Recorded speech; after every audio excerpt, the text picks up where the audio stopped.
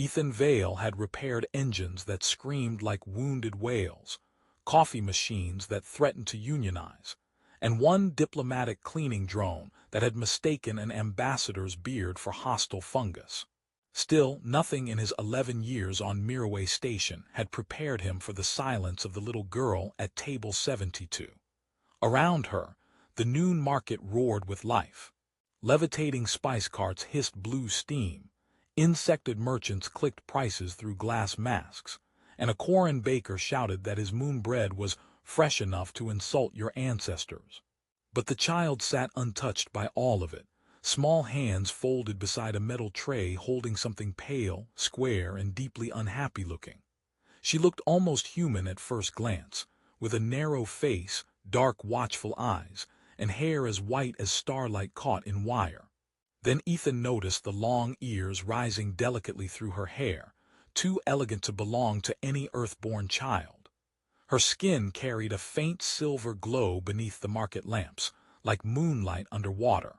People avoided her table without meaning to look cruel. Some were frightened. Some were busy. Most simply decided loneliness was not their problem. Ethan stood with his lunch in hand, a warm noodle wrap from the cheapest stall, and felt an old ache behind his ribs. He remembered being 12 on a mining transport, eating alone while adults argued about oxygen taxes. No child, human or otherwise, should have to negotiate with sadness over lunch. He walked over and stopped at the edge of her table. Is this seat defended by laser mines? The girl looked up slowly. No. Good. My insurance doesn't cover heroic sitting. He lowered himself into the chair across from her and placed his wrap between them. I'm Ethan. This is lunch. Lunch is less dangerous when divided. She stared at the wrap as if it might hatch. You are giving me food. Half. I'm generous, not saintly. A tiny crease appeared between her brows. What is saintly? Someone who gives away the whole lunch and then pretends not to regret it. For a moment, nothing happened. Then the corner of her mouth lifted, careful and uncertain, as though laughter were a machine she had never operated before. Her name, she said after a long pause, was Lyra.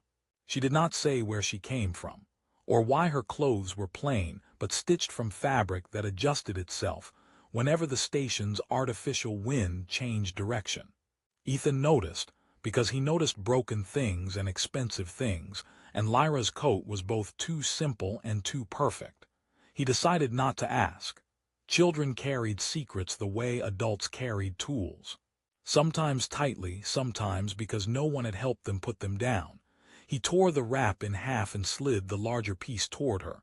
She noticed. Of course she noticed. That part is bigger. That's a known human tradition called poor mathematics. You are lying, terribly but with kindness. Lyra took a small bite. Her eyes widened. This tastes like fire and clouds. That means the sauce is only mildly illegal. Around them, the market continued its glittering chaos. A delivery pod shot overhead and apologized in 7 languages after dropping a packet of frozen pearls into a soup pot. 2 blue-skinned twins argued with a vending machine that refused to sell them gravity candy because it claimed they looked emotionally unprepared. Ethan made Lyra laugh by translating the argument badly on purpose, giving everyone dramatic titles like Lord of Snacks and Duchess of Exact Change. He did not see the 3 pin-sized drones hovering high in the rafters, their lenses turning toward him like patient stars. He did not see the distant figure in black armor watching from behind a column of steam. He only saw a lonely little girl eating slower now, not because she feared the food, but because she seemed afraid the company would end. When the station bell chimed 1300, Lyra looked toward the crowded ceiling as if hearing a voice no one else could hear.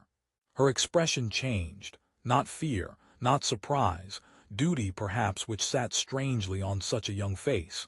I have to go soon, she whispered. Then take this. Ethan pulled a tiny magnetic bolt from his pocket and placed it beside her tray.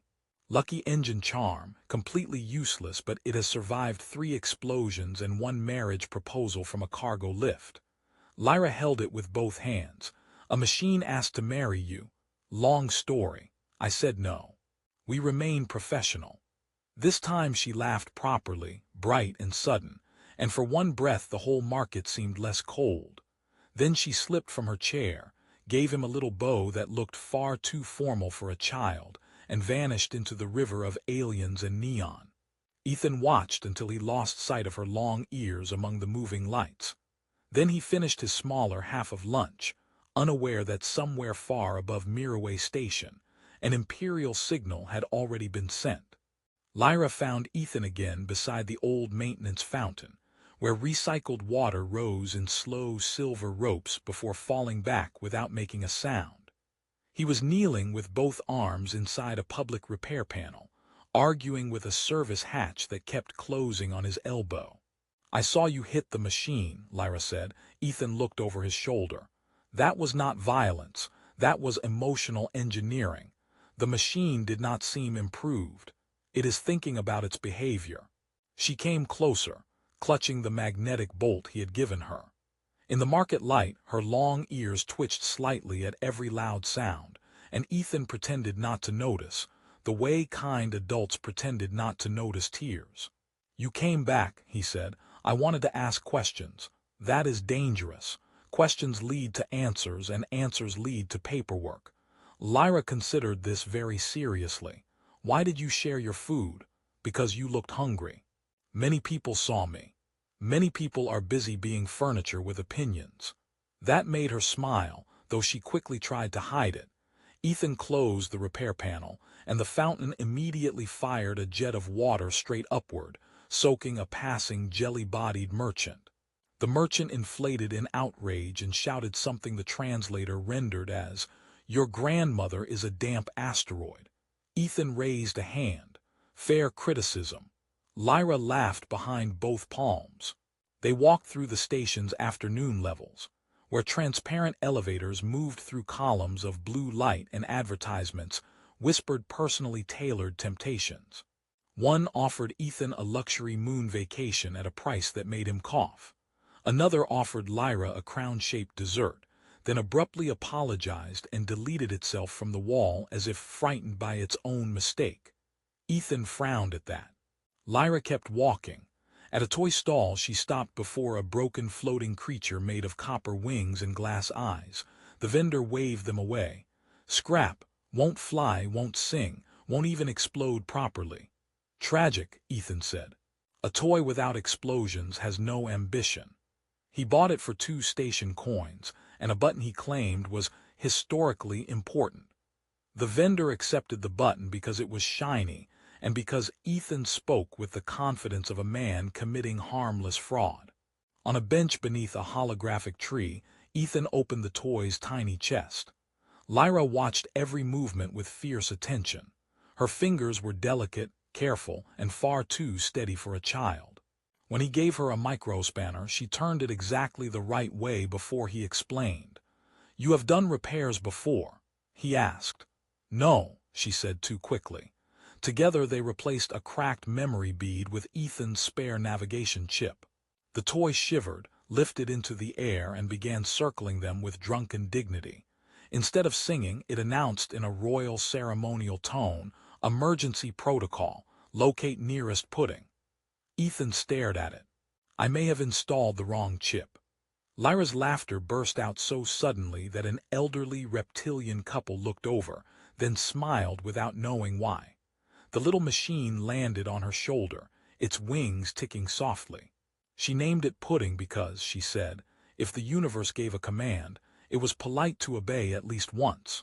When the artificial sun outside the station windows dipped toward orange, Lyra grew quiet again. Across the plaza, 3 tall figures in plain gray coats appeared among the crowd. They did not push anyone aside, yet people moved for them. Ethan felt the air change, the way it did before an engine overloaded. Lyra touched his sleeve. "I must go now. Are they your family?" She looked at the gray-coated figures, then at him. For a second her eyes seemed older than the station itself. Something like that. Pudding fluttered anxiously on her shoulder. Ethan forced a smile. "Tell them your toy has a pudding emergency. That usually buys time." She bowed again, small and solemn. "Thank you, Ethan Vale," he blinked. "I never told you my last name." But Lyra was already crossing the plaza. One gray-coated figure bent low to receive her, not like a guard greeting a child, but like a soldier receiving a command. Then the crowd flowed between them and she was gone. Above the market roof, hidden drones turned toward the night sky. Somewhere beyond the clouds, vast engines began to wake. Ethan lived in a narrow apartment above a noodle recycler, which meant his home always smelled faintly of pepper, engine oil, and someone else's poor financial choices. By night, Mirroway Station usually hummed like a sleepy metal animal. Pipes clicked in the walls. Cargo lifts groaned. Somewhere below, a neighbor's cooking drone sang old love songs while burning soup with tragic loyalty. He had just changed into his oldest sleep shirt, the one with a faded Earth moon printed upside down, when the first shadow crossed his window. At first Ethan thought a cargo ship had drifted too low. Then another shadow passed. Then 10 more. The glass darkened as enormous vessels filled the sky beyond the station shield, sleek black starships with gold-lit veins running across their hulls like living constellations. Their engines made no sound, but every spoon in Ethan's kitchen began trembling in the drawer. His neighbor, Mrs. Vac, screamed through the wall, "Human, did you forget to pay a bill to the Navy?" "I only owe money to the laundry machine," Ethan shouted back. "And we are negotiating." A beam of pale light descended into the street below. Then another. Armored figures appeared in perfect rows, their helmets smooth, their weapons folded against their chests. They did not shout, they did not threaten. Their silence was worse. The whole neighborhood woke at once. Windows opened, curtains twitched. A three-eyed baker fainted dramatically into a basket of warm bread. Ethan stared at the fleet, then at his sink full of cups, then back at the fleet. "Of course," he muttered. "The one night royalty might invade, I don't wash dishes." A knock sounded at his door, not a violent knock, not even loud. 3 calm taps, polite enough to be terrifying. Ethan opened the door with a wrench hidden behind his back, because courage was important, but so was having a wrench. The corridor outside was filled with Imperial guards in silver-black armor. Between them stood a woman taller than any human he had ever met, graceful and still, as if the galaxy had paused to remember her shape. She looked almost human, with deep bronze eyes, smooth luminous skin, and long dark hair braided with tiny stars that were not jewels but actual captured lights orbiting softly around her head. Her long ears rose elegantly through her hair, marking her as the same species as Lyra. Over her shoulders flowed a cloak of shifting blue metal, and her armor moved like liquid moonlight, adjusting around her with quiet intelligence. Ethan swallowed. "I should mention, if this is about the fountain started it." One guard made a strangled sound. The woman's eyes softened. "I am Empress Saraline of the Vayer Dominion," she said, her voice calm enough to make the hallway feel smaller. "Mother of Lyra." Ethan's grip loosened on the wrench. "Oh." Behind him, Mrs. Vac whispered loudly through her cracked door, "Ask if she brought police forms." The Empress glanced toward the sound. Mrs. Vac vanished instantly. Ethan stepped back awkwardly. "Please come in. Mind the left chair. It has opinions about guests." The Empress entered his tiny apartment as though stepping into a cathedral. 2 guards tried to follow, but the doorway was too narrow. Their shoulder plates struck both sides at once, trapping them with a metallic squeak. Ethan pointed at them. "That happens to everyone eventually." For the first time, the Empress smiled. On his table, among cheap tools and cold tea, rested a half-burned circuit board. The Empress looked at it, then at the magnetic bolt missing from Ethan's pocket. "My daughter returned with a gift," she said. "She has not let anyone touch it."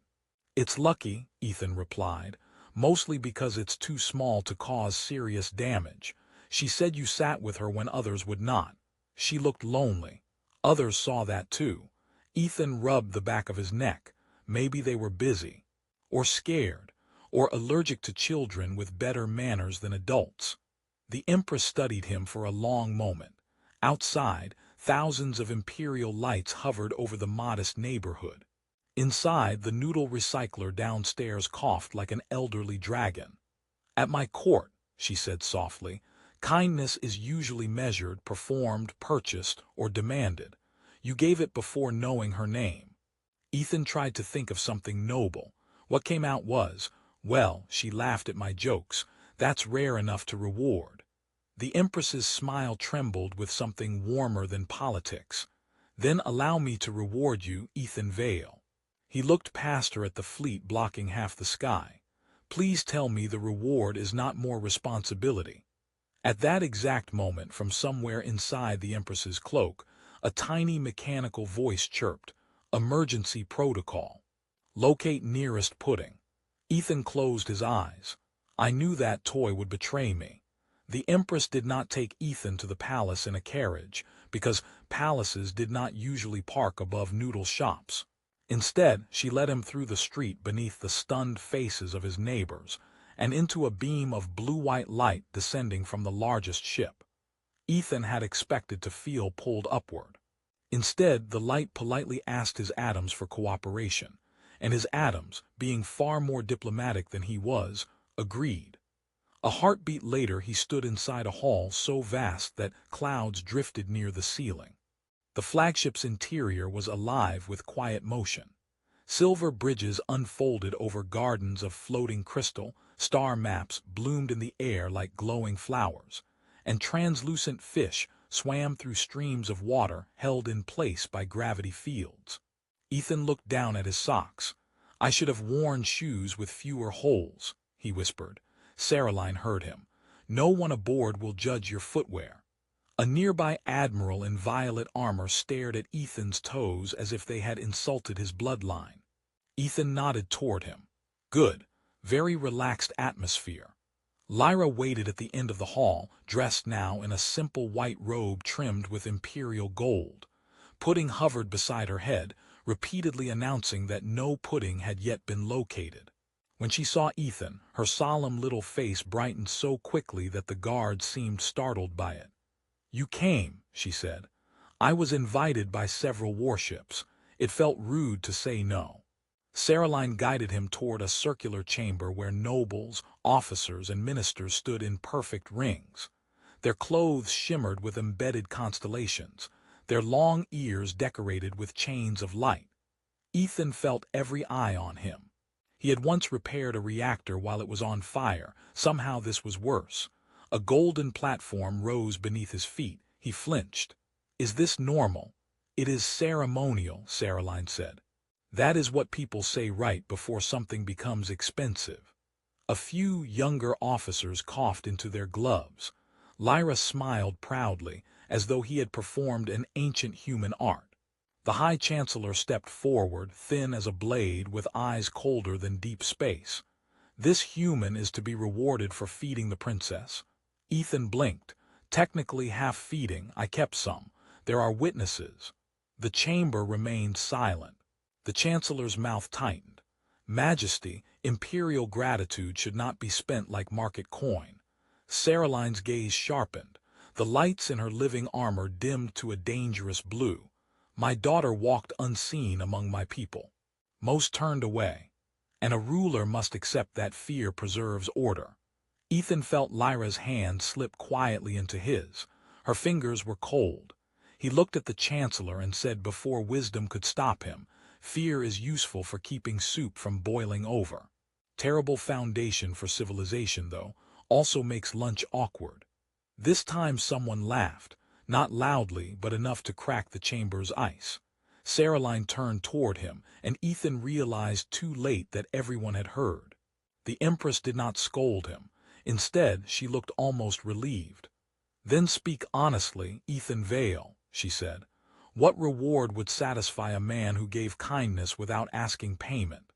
Ethan stared at the gathered nobles, at the impossible ship, at Lyra holding his hand like it was the safest object in the galaxy. "Maybe don't start with a reward," he said. "Start with a table. A place where children from every species can sit together without needing titles, guards, or secret tests. And maybe better noodles. I know a guy, but legally I cannot recommend him." The chamber shifted with murmurs. The Chancellor looked offended enough to combust. Saraline's expression softened. "You ask for others." "I ask for fewer lonely lunches," Ethan said, "and maybe pudding for the robot before it starts a rebellion." Pudding spun in the air. Rebellion postponed. Lyra laughed, and the sound moved through the Imperial chamber like sunlight entering a sealed room. Even some of the guards smiled. But high above them, hidden inside a maintenance arch, a dark sensor blinked once and transmitted Ethan's face to someone waiting in the shadows of the Empire. The Imperial flagship prepared a feast so large Ethan suspected several moons had been mildly inconvenienced. Tables unfolded from the floor in shining petals, dishes floated in perfect formation, and silver bowls refilled themselves before anyone looked hungry enough to threaten them. Lyra sat beside Ethan, pretending not to be pleased, while pudding hovered over every dessert and judged them with mechanical suspicion.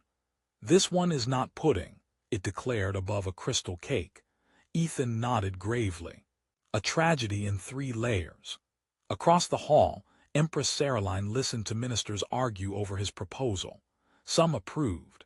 Some worried that letting ordinary children share tables with noble heirs would cause social confusion, which Ethan privately translated as rich people losing the ability to sit dramatically. Then he noticed something wrong. A serving drone moved against the rhythm of the others. Its left stabilizer dipped every 7 seconds, correcting itself too sharply. Ethan knew machines the way musicians knew notes, and that drone was playing fear. It drifted toward Lyra with a covered bowl. Ethan leaned close to her. "Princess, how attached are you to that soup?" Lyra blinked. "It is ceremonial moon broth. So emotionally, not much."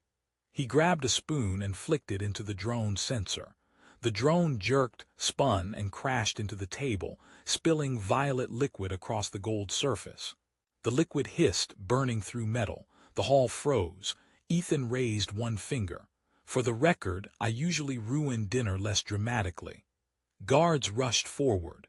Saraline crossed the hall faster than thought, pulling Lyra behind her. The Empress's long ears angled sharply, and her living armor hardened into black-blue plates.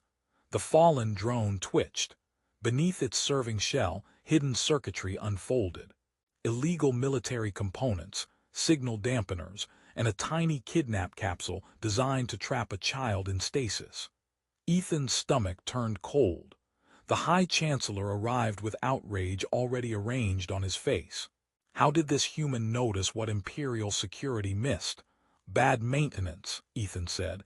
"Villains never respect basic alignment." Saraline looked at him. "You believe this was planned?" That drone was modified by someone who had access to palace hardware. Also, whoever programmed it labeled the poison valve, "poison valve." That feels like arrogance or poor workplace training. Lyra gave a tiny laugh, though her hand trembled around his sleeve. An investigation began at once. Holographic records opened like transparent ghosts above the table. The security officers spoke in codes, but Ethan ignored the impressive parts and watched the small mistakes. A timestamp repeating twice, a cleaning bot sent to a corridor with no dirt, a power fluctuation near the child observation route. "They knew where Lyra would be yesterday," he said quietly, "before she returned." Saraline's face became still. "Only my inner counsel knew." The Chancellor's eyes flickered just once. Ethan saw it. So did Pudding, who rotated toward the Chancellor and announced, "Nearest suspicious pudding located." "That," Ethan whispered, "is not legally proof but emotionally convincing." Before anyone could move, the hall lights died. A red emergency grid flashed across the walls. Somewhere deep in the flagship, an explosion rolled through the deck like thunder trapped in metal. The nobles screamed. Guards formed shields around the Empress and Lyra. A voice poured from the speakers, distorted and cold. "Return the child to those who understand power." Ethan reached for the nearest tool and found only a golden dessert fork. He held it up anyway. Saraline looked at him. "What?" He said, "It's ceremonial. Maybe it outranks knives. The explosion threw the imperial feast into weightless chaos. Crystal dishes floated upward like frightened moons, nobles spun helplessly in expensive robes, and one bowl of moon broth drifted past Ethan's face with the calm dignity of a planet that had given up on politics. Emergency gravity returned in a brutal pulse, dropping everyone except the guards, who landed perfectly, and Ethan, who landed on a dessert tray. "I meant to do that," he groaned. Lyra was pulled behind Saraline's armored cloak, but the child's eyes searched for him first. That frightened Ethan more than the alarm lights. A child should not look to a mechanic holding a golden fork as if he were a wall against the universe. Black-armored raiders burst through the far doors, their helmets blank, their rifles humming with violet energy. Their armor carried no emblem, but Ethan recognized the movement of professionals. They came straight for Lyra, ignoring Jules, ministers, and the High Chancellor, who suddenly looked much less offended and much more available for betrayal. Saraline raised one hand. Blue shields unfolded from her armor in layered wings. "Behind me." Ethan grabbed Lyra's shoulder and pulled her toward a service corridor. "Your Majesty, excellent dramatic line, but I vote we add running." Putting Zip beside them. "Emergency protocol, locate nearest exit." "Finally," Ethan said, "a pudding with priorities." They plunged into a maintenance passage where the flagship's living walls pulsed with silver veins. Ethan knew engines. Every ship, no matter how royal, had bones, nerves, and embarrassing design choices. He slapped open a junction panel and began rerouting power with shaking fingers. Lyra watched him. "Can you stop them?" "No. But I can annoy them professionally." The corridor behind them flashed as raiders cut through the first shield. Saraline fought like a storm given human shape, her long ears swept back, her luminous armor forming blades, shields, and spears faster than thought. Yet even she was being pushed away from Lyra by precision tactics. Ethan found the gravity relay. "Lyra, when I say duck, duck, what does duck mean?" "Small earth bird, also become shorter." He yanked two cables together. Gravity in the corridor reversed sideways. Raiders slammed into the wall with undignified metallic clanks. One slid past Ethan upside down, and Ethan politely said, "Welcome to human engineering. We mostly guess." For a moment they had space to breathe. Then the High Chancellor appeared at the corridor mouth, holding a control crystal glowing red. "You should have stayed a lunch story, human." Ethan stepped in front of Lyra. The fork in his hand looked ridiculous. He held it tighter anyway. "You should label fewer poison valves." The Chancellor's weapon rose. Lyra cried out, but Ethan moved first. He threw the fork not at the Chancellor, but at the exposed gravity relay above him. The fork struck, sparks exploded, and the corridor's artificial gravity collapsed again. The Chancellor fired as he fell. Violet light burned across Ethan's side, hot and deep. Saraline's scream shook the walls. She reached them in a blur, striking the Chancellor down with a wave of blue force that cracked the floor. The raiders surrendered when they saw her face because some kinds of anger were older than law. Ethan sank to one knee. Lyra caught his sleeve with both hands, tears bright on her silver skin. "Don't look so worried," he whispered. "I've survived worse.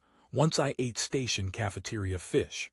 Lyra laughed and sobbed at the same time. Saraline knelt beside him, no longer distant, no longer only an empress. "Why would you stand there?" Ethan looked at Lyra, then at the ruined corridor, then tried to smile. "She shared my lunch table. That makes her my people." For the first time, the most powerful woman in the galaxy lowered her head to a human mechanic, not as a ruler, but as a mother who had almost lost her child and found, in the smallest act of kindness, a shield no empire could manufacture. Ethan woke 3 days later beneath a ceiling that looked like captured sunrise. Imperial doctors had repaired his burned side with silver thread medicine and complained that human organs were stubbornly arranged. Ethan told them his organs had formed a committee and refused outside management. Lyra laughed so hard the chief surgeon dropped a scanner. The conspiracy collapsed quickly after the Chancellor's arrest. His allies were exposed by Pudding, who had recorded everything while searching heroically for dessert. Across the empire, citizens learned that their princess had been endangered not by ordinary people, but by nobles who feared losing power. For the first time in generations, palace gates opened without soldiers blocking every shadow. Caroline held the public ceremony in the Hall of 100 Worlds. Representatives from countless species filled the shining amphitheater, while starships hovered beyond transparent walls like patient constellations. Ethan stood beside the Empress in borrowed formal clothes that kept adjusting his collar as if personally disappointed in him. "You look uncomfortable," Caroline whispered. "I'm being strangled by a diplomatic jacket. You may speak freely. I'd like asylum from the jacket." Her smile was small but real. Before the gathered worlds, she named him guardian friend of the imperial house. Ethan accepted the honor, then refused land, jewels, ships, and a moon that apparently came with only minor weather problems. Instead, he asked for one thing: tables in every station, school, colony, and refugee port where children of all species could eat together safely, without rank, fear, or loneliness. The hall went silent. Then Lyra stepped forward, holding the old magnetic bolt around her neck like a medal. "I approve," she said solemnly. Pudding hovered above her shoulder. "Pudding also approves." The laughter that followed was not mocking. It was warm, surprised, and alive.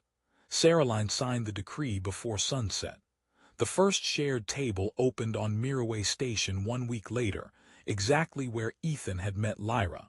Children came shyly at first, scaled, winged, furred, silver-skinned, human. Then they came laughing. Ethan returned to his apartment above the noodle recycler, changed back into his oil-stained work clothes, and found the silence different now. It no longer felt like emptiness. It felt like peace. That evening, someone knocked. He opened the door to find Caroline, Lyra, two embarrassed guards, and Pudding carrying a bowl with great mechanical pride. "Monthly lunch visit," Lyra announced. Ethan looked at his tiny kitchen, then at the Empress of half the galaxy. "I have 4 chairs and one of them bites." Caroline stepped inside. "We will manage." Pudding placed the bowl on the table. "Nearest Pudding located." Ethan laughed, truly laughed, and began setting plates. He was still a mechanic, still poor, still terrible at cleaning. But he had learned that a small kindness could travel farther than any starship, cross empires, defeat fear, and return home carrying friends. This time, when lunch was divided, no one at the table was lonely.